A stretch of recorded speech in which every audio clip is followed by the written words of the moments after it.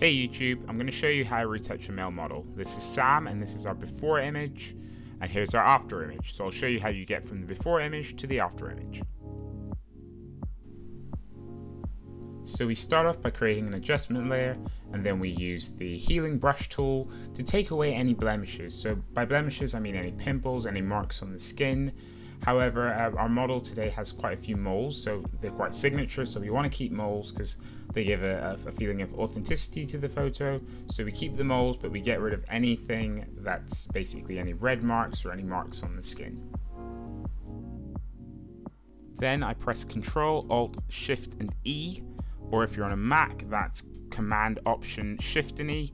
And basically what this does is it creates a flattened version of the image, and then I use that flattened version to just remove any marks under the eyes using the patch tool. And then I also use the clone stamp tool to just kind of fill in almost like you're using concealer on the eyes. It's going to look a bit fake while I'm doing it, but at the end I'm going to change the opacity and it will look a lot more natural.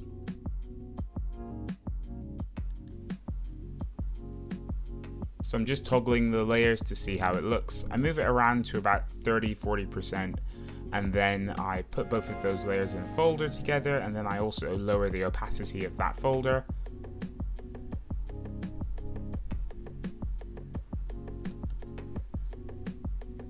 Next step is running my skin actions by sparklestock, and right now I'm just using the brush tool to color in the areas that I think could be a bit smoother. I still want them to look natural and I still want to see pores, so that's why I'm zooming in to check I still can. I then lower the opacity again just so it looks natural. Then I open a Pantone and I use a curves adjustment layer just to make sure that all the skin tones are looking accurate and that I'm liking the tones that are being produced in the photo. So I've matched the closest one to Sam on the Pantone chart, and I'm just correcting the tones. So I like it now. I lower the opacity again. You always want to make sure that it looks natural. I then go to select color range and I create a layer mask. That way, what I want to do is I want to make sure that the curves adjustment I just made only applies to the skin. So I don't want it affecting the eye color. Then I adjust the eyes slightly and I just make them pop a bit more. Don't want this to look unnatural. So again, always important to adjust the opacity layer after each step so you can see that you make sure that you still like the image and that it still looks natural. Then I'm going to I have another action that just creates some highlights and some shadows, and I use that to just color in the areas using the brush tool that I think should have more of a highlight, and I also color in the areas that I think should have more of a shadow. And again, I always adjust the opacity. That's probably the most important thing I do at each step, just making sure that it still looks natural, that you're still looking like you're taking a picture of a human. You don't want it to look like you're shooting a doll, and especially when you're doing male portraits, you want to make sure that it has a bit of a rugged look, so that because with like beauty portraits, if you look at a lot of female beauty portraits, sometimes like the beauty shots, they have an almost like plastic look to them, and I want it to look a bit more rugged, so I just lower the opacity a bit more. Then I use the gradient tool, and I use this if you have any areas of redness on the face that you want to adjust the colors. So the ears were a bit red, so I use the gradient tool, I adjust it, add a mask, and then you just color in the areas where there's redness. So I'm just coloring in the ear so the redness will go. It's really important when you do this that you don't color in the eyes or the lips, because then you'll end up with the colors in the skin showing through on the eyes and the mouth, and most people's eyes and mouth aren't the same color as their skin, so you want to make sure that you don't do that.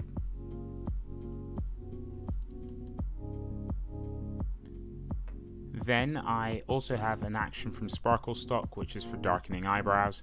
So I just darken the eyebrows, I darken the eyelashes and the hair a bit, and now I'm using my layer that I created earlier, which has the highlights and the shadows, and I'm just giving a bit more definition to the abs, which you really doesn't need. You need to make sure that when you're using this tool that the person already has definition, because you can always darken it or lighten it a bit, but if there is no definition there, it looks fake and you should avoid doing it.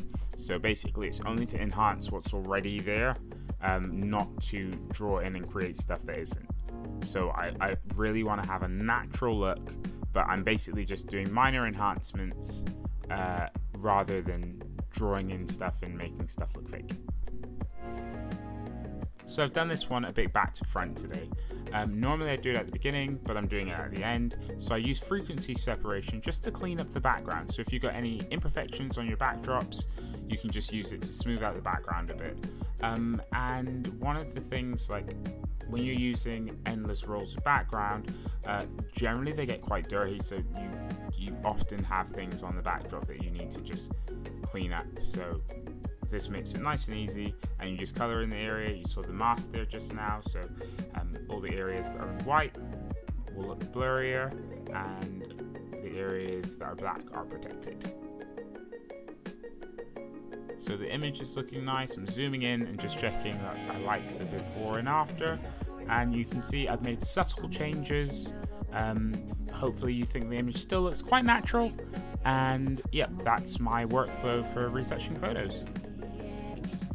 And here we have a side-by-side of the before image on the left and the after image on the right. Thank you for watching my video. Let me know what you thought of it down in the comments, and if you liked it, please subscribe.